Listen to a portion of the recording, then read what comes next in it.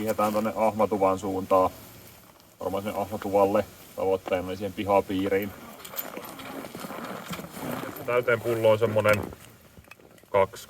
kertaa. Odotetaan, että se palaa ja lämpenee. Tuosta XGK:sta sen niinku kuulee ja näkee. Se. Ja sitten vähän takaisin. Noinko? Yes. Niin, sovitaan, että tuulee tuolta Sirkelin takaa vähän vielä tänne. Toinen on tuolla toisella puolella katsoo, että kun kaari menee tänne kaari. Ja ilmoittaa, että ok.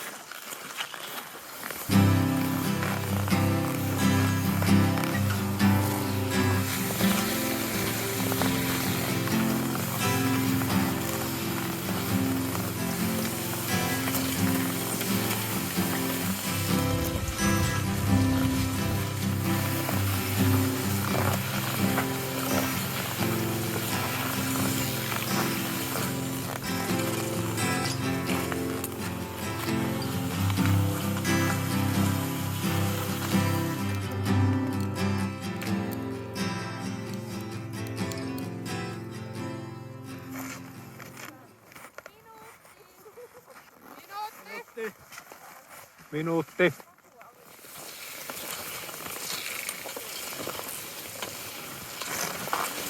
Jos sekä tamppaa ja tästä sitten kaivaa siitä, niin sitä akselia.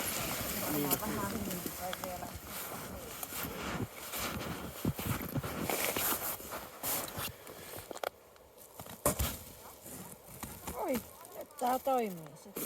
Joo.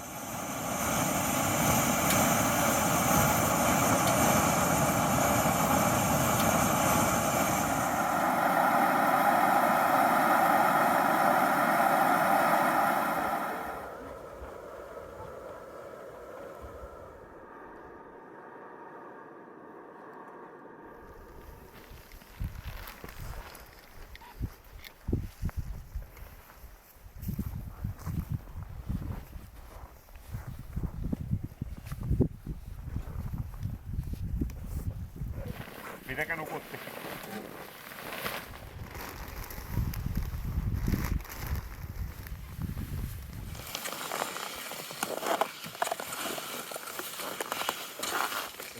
Joo, huomenta kaikille. Miinus 16 niin aamulla varmaan edelleen. En tiedä, oliko yöllä vähän kylmä, se oli kuitenkin kirkasta siinä.